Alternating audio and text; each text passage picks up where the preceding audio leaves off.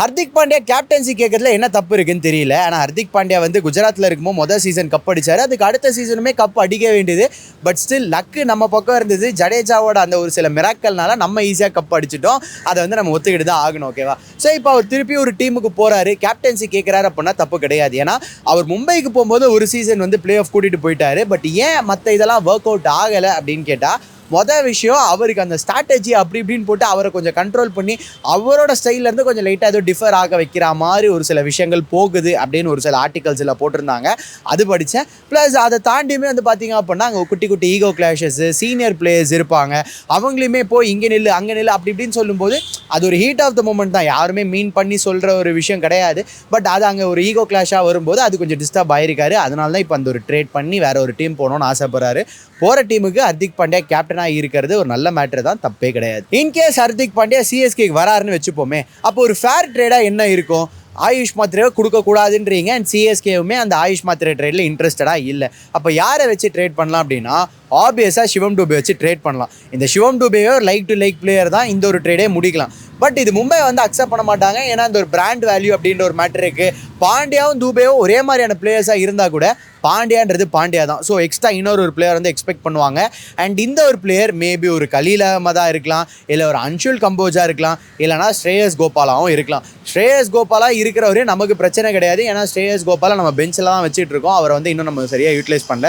Maybe ஒரு சிவம் டூபே, ஸ்ரேயஸ் கோபால், இல்லை சிவம் டூபே, கலீல் அகமத் இந்த மாதிரியான ஒரு ட்ரேட் நடந்ததுன்னா ஓகே தான். பட் சிஎஸ்கே ஒரு சில கால்ஸ் கொஞ்சம் டஃப்பாக எடுத்து டீமை வந்து ப்ராப்பராக ஃபிக்ஸ் பண்ணலாம்னு நினைக்கிறேன். இதை நான் ஒரு சிஎஸ்கே ஃபேனாலாம் சொல்ல. பட் ஸ்டில் சஞ்சு சாம்சனை இந்தியா 11லேருந்து ட்ராப் பண்ணது வந்து கொஞ்சம் ஒரு நல்ல ஒரு மூவாக எனக்கு தெரியல. ஏன்னா வைபவ் சூரியவன்ஷி, அபிஷேக் சர்மா இவங்க 2 பேரும் சிமிலர் பிளேயர்ஸ். போவாங்க, மொதல் பால் தான் அடிக்கணும்னு ட்ரை பண்ணுவாங்க, மேக்ஸிமைஸ் பண்ண ட்ரை பண்ணுவாங்க. அந்த ஒரு அக்ரெசிவ் கேம் தான் அவங்க 2 பேருமே கொடுக்க போகிறாங்க. ஸோ இவங்க 2 பேரையும் ஒன்றா விட்டு டக்குன்னு அந்த விக்கெட்ஸ் லூஸ் ஆகுது அப்படின்னா Indian team will be on struggle. So Sanju இருக்கும்போது அங்கே என்ன நடக்கும் அப்படின்னு பார்த்தீங்கன்னா, சஞ்சு உள்ளே இருந்து ஒரு சில டைம் அந்த கேமை கடைசி வரை எடுத்துகிட்டு போகணுன்ற ஒரு இதில் ஃபிக்ஸ் பண்ணி நின்றுட்டார்னா கடைசி வரை நின்றுவார். அப்படி இல்லைனா டக்குன்னு அந்த ஒரு அக்ரெசிவ் ஓப்பனிங் நம்ம கொடுத்தே ஆகணும், நம்ம அந்த ஒரு இதை மேக்ஸிமைஸ் பண்ணி ஆகணும், ஆப்போசிட்டில் இருக்கவனுக்கு பாலே படலை, நம்ம தான் ஆடி ஆகணும் அப்படின்னா அதுவுமே சஞ்சு நல்லா பண்ண முடியும். இப்போது ஒரு நல்ல வேர்ல்ட் கப்பில் ஒரு நல்ல நாக் கொடுத்துட்டு டக்குன்னு அதை ட்ராப் பண்ணுறது இது சஞ்சு சாம்சனுக்குமே இல்லை. நாளை பின்ன ஒரு அபிஷேக் சர்மா கூட தோணும்ல, ஏன்னா நம்மளும் ஒரு 2 கேம் இப்படி ஒழுங்காக ஆடலைன்னா நம்மளும் ட்ராப் பண்ணுவாங்களான்னு தோணும்ல. ஸோ அந்த மாதிரியான ஒரு மைண்ட் செட் பிளேயருக்கு போகும்போது, இல்லை பிளேயருக்கு கொடுக்குறோம் அப்படின்னும் போது அது ஒரு நல்ல மூவாக இருக்காது. அதுக்குன்னு வைபவ் வந்து 11ல் எடுத்தது நான் தப்புன்னு சொல்ல வரல. பட் ஸ்டில் சஞ்சுவை ட்ராப் பண்ணியிருக்கக்கூடாது, எப்படியா ஃபிட் இன் பண்ணியிருக்கலாம். வைபவ் சூரியவன்ஷி இந்தியாவோட T20 11ல் ஆடுறது ஒரு நல்ல மேட்ரு தான். பட் ஸ்டில் இதை எப்படி பண்ணியிருக்கலாம் அப்படின்னா, மேபி அவர் வந்து இப்போ ஒரு ராஜஸ்தான் ராயல்ஸில் நல்லா பண்ணிட்டாரு, அப்படியே ஸ்லோவாக இந்தியா ஏக்கும் கொண்டு வந்துட்டாங்க. டக்குன்னு T20 கொண்டு வந்து 11ல் பொறுத்தாமல் அவரை வந்து அந்த ஒரு ட்ரெஸ்ஸிங் ரூமில் வச்சு கொஞ்சம் அவரை அப்சர்வ் பண்ண வச்சு அவருக்கு ஸ்ட்ரெயிட்டாக அந்த ப்ரெஷர்லாம் போடாமல் கொஞ்சம் நாள் அவர் வந்து அந்த இந்தியா டீமோடய ட்ராவல் பண்ண வச்சு T20 இது இப்படி தான் இருக்கும், டீம் இப்படி தான் பெர்ஃபார்ம் பண்ணோம், இங்கே நாங்கள் இந்த மாதிரியான மூவ்ஸ் தான் பண்ணுவோன்றது அவருக்கு கரெக்டாக அந்த ஒரு ஆம்பியன்ஸில் இருந்து புரிய வச்சுட்டு அதுக்கப்புறம் அவரை 11ல் கொண்டு வந்திருந்தா ஒரு நல்ல மூவாக இருந்திருக்கும். அப்படி இல்லைனா இந்த ஒரு அயர்லாந்து மேட்ச் வந்தது இல்லை, அங்கேயாச்சும் அவரை 11ல் கொண்டு வந்தால் அது கொஞ்சம் இன்னுமே அவருக்கு நல்ல கான்ஃபிடென்ஸை கொடுத்துருக்கும். அந்த கேமே கொஞ்சம் டிஃப்ரெண்ட்டாக இருந்திருக்கும். அது கொஞ்சம் வேறு மாதிரி போயிருக்கோன்னு வச்சுக்கோங்களேன். ஸ்ட்ரெயிட்டாக இங்கிலாந்து மேட்ச்சில் கொண்டு வந்து அவர் ஏதோ கொஞ்சம் லைட்டாக ப்ரெஷரில் தள்ளுறாங்களோன்னு இருக்குது. இப்போ பேக் டு பேக் மேட்சஸ் வந்து ஆடிக்கிட்டு இருக்காரு. மேபி இது அவருக்கு வந்து கொஞ்சம் ஒரு டிஃப்ரெண்ட் மைண்ட் செட்டை கொடுக்கும்னு நினைக்கிறேன். பட் ஸ்டில் கொஞ்சம் அந்த ஒரு பிரேக் எடுத்து அவரை கொஞ்சம் இந்தியா டீமோட ட்ராவல் பண்ண வச்சு கொண்டு வந்திருந்தா அது சூப்பர் மூவாக இருந்திருக்கும்னு எனக்கு தோணுது. ஆக்சுவலாக இது ஒரு அன்பாப்புலர் ஒப்பீனியன் தான். ஸ்ரேயஸ் ஐயருக்கு டக்குன்னு கேப்டன்சி கொடுத்ததில் எனக்கு பெரிய உடன்பாடு இல்லை. ஏன்னு சொல்கிறேன், உடனே திட்ட ஆரம்பிச்சிடாதீங்க. மொதல் விஷயம் IPL அவர் நல்லா பண்ணியிருக்காரு, கேப்டன்சிலும் ஓரளவுக்கு நல்லா பண்ணியிருக்காருன்னு வச்சுக்கோங்களேன். பட் ஸ்டில் இங்கே என்ன பிரச்சனைனா, ஸ்ரேயஸ் ஐயர் T20 ஆடி ரொம்ப நாள் ஆச்சு.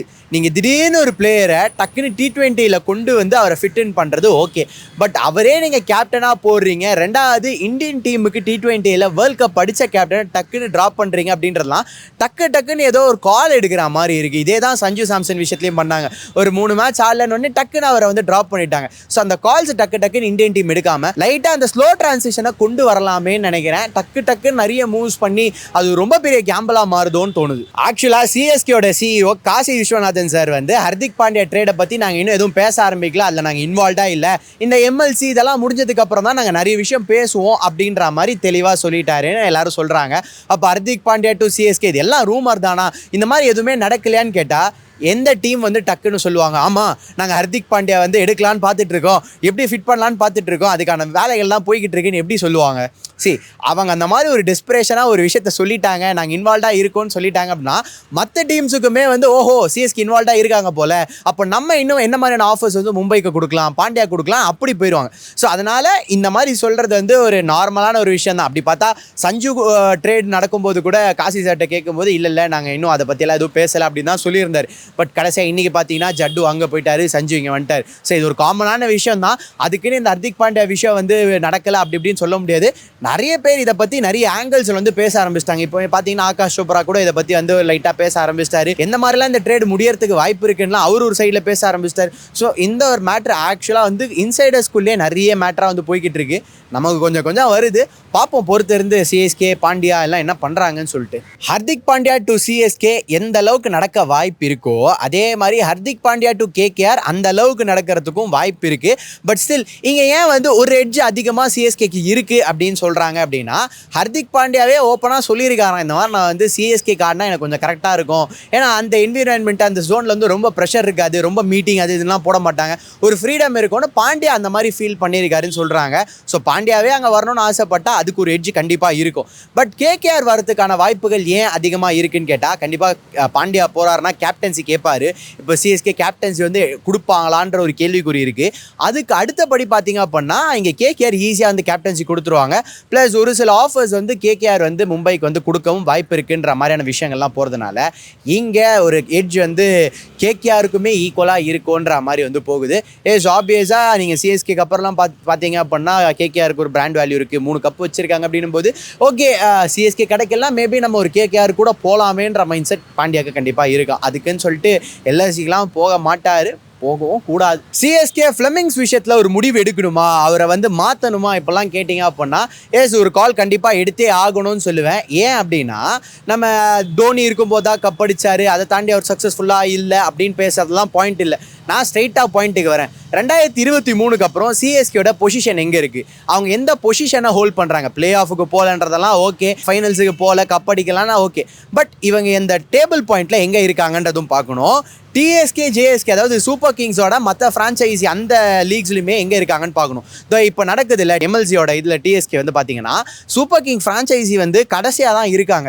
ஸோ இந்த மாதிரி ஒரு ஹெட் கோச்சோட இதில் வந்து இந்த மாதிரி தான் பேக் டு பேக் ரிசல்ட்ஸ் வருது அப்படின்னா கண்டிப்பாக அவங்க வந்து சிஎஸ்கே ஒரு கால் எடுத்தே ஆகணும்னு சொல்லுவேன். இப்போ கிரிக்கெட் அப்படின்ற ஒரு ஜோனே T20ல ரொம்ப டிஃப்ரெண்ட்டாக இருக்குது. அப்படி பார்த்தா நமக்கு ரிசல்ட் வரலை அப்படின்னா ஒரு சில கால் எடுக்கலாம். நம்ம ரொம்ப அவரை வந்து இல்லை இன்னொரு சீசன் கொடுக்கலாம் அப்படின்னு இது போக போக நம்ம எங்கேயோ கொஞ்சம் லேக் ஆயிடுவோமோன்னு தோணுது. நான் என்ன சொல்கிறேன், சிஎஸ்கே விட்டு மற்ற லீக்ஸ்லையுமே நம்ம அவர் வந்து சிஎஸ்கே எப்படி அவர் இது வச்சிருக்காருன்றதை பார்க்கணும். ஆப்ஷனில் எந்த மாதிரியான ஸ்ட்ராட்டஜிஸ் யூஸ் பண்ணியிருக்காரு, எந்த மாதிரியான பிளேயர்ஸை பிக் பண்ணியிருக்காரு, இது எல்லாமே பார்க்கணும். அப்படிலாம் பார்த்துட்டு சிஎஸ்கே ஒரு கால் எடுப்பாங்கன்னு தோணுது இந்த சீசன். இல்லைனா அதுக்கு அடுத்த சீசன் எப்படி இருந்தாலும் அந்த ஒரு கால் எடுத்து ஃப்ளெமிங்ஸ் இன் சிஎஸ்கே கொஞ்சம் டவுட்ஃபுல் தான் நினைக்கிறேன். சிஎஸ்கே ராகுல் சேரை கொடுத்துட்டு அசுதோஷ் சர்மாவை டிசியிலிருந்து கொண்டு வராங்க அப்படின்னா அது ஒரு நல்ல மூவ் தான், ஒரு கிரேட் ஸ்ட்ராட்டஜி அப்படின்னு சொல்லலாம். அது வந்து ஒரு பெரிய கிரெடிட் கொடுக்கலாம். பட் இந்த அளவுக்கு முட்டாளாக டிசி இருப்பாங்களான்னு கேட்டால் கிடையாது. டிசி ட்ரேடு ப்ளஸ் இந்த ஒரு ஆக்ஷன் இந்த மாதிரிலாம் வந்தால் அவங்களோட அந்த ஒரு ஸ்ட்ராட்டஜியே ரொம்ப டிஃப்ரெண்ட்டாக இருக்கும். அப்படி பார்த்தா ராகுல் சார் போன சீசன் ஒரே ஒரு மேட்ச் தான் ஆடினார், அங்கேயுமே பெருசாக இல்லை. அதுக்கப்புறம் இந்த சின்ன சின்ன லீக்ஸ்லையும் பெருசாக பெர்ஃபார்ம் பண்ணல. என்னதான் அவங்களுக்கு ஒரு நீடே இருந்தாலும் ராகுல் சாருக்கு பதில் அசுதோஷ் சர்மாவை கொடுப்பாங்கன்றதெல்லாம் வந்து கொஞ்சம் ஒரு இதுதான். பட் ஸ்டில் அவங்க வந்து ஒரு ஸ்பின்னரை எதிர்பார்க்குறாங்க சிஎஸ்கேலேருந்துன்ற மாதிரி ஒரு சில விஷயம் வருது. அது ராகுல் சார் தான் அப்படின்னு சொல்லிட்டு நம்ம ஆளுங்களே ஃபிக்ஸ் பண்ணிட்டாங்க. 5 கோடி ராகுல் சார், அதுக்கு பதிலாக 2.5 கோடி ஏதோ சம்திங் அசுதோஷ் சர்மா. இந்த ஒரு ட்ரேட் நடக்கும்லாம் பேசிக்கிட்டு இருக்காங்க. வாய்ப்பு ரொம்ப ரொம்ப கம்மி. மேபி ஒரு நல்ல பிளேயராக கொடுத்துட்டு அசுதோஷ் சர்மா வாங்கினா அது ஒரு ஈஸியான ஒரு டாக்காக தான் இருக்கும். ஏன்னா அசுதோஷ் சர்மாவை டிசி வந்து என்னதான் வச்சுருந்தாலும் அவரை ஃபுல் யூட்டிலைஸ் பண்ணி ஃபுல் மேக்ஸிமைஸ் பண்ணலை. அவங்களுக்கு நிறைய ஆப்ஷன்ஸ் இருக்குது. ஸோ மேபி ஒரு நல்ல பிளேயராக அவங்களுக்கு தேவையான ஒரு பிளேயராக கொடுத்துட்டு ட்ரேட் பண்ணால் வாய்ப்பு இருக்குது. பட் ராகுல் சார் விஷயத்தில் வாய்ப்பு ரொம்ப கம்மி.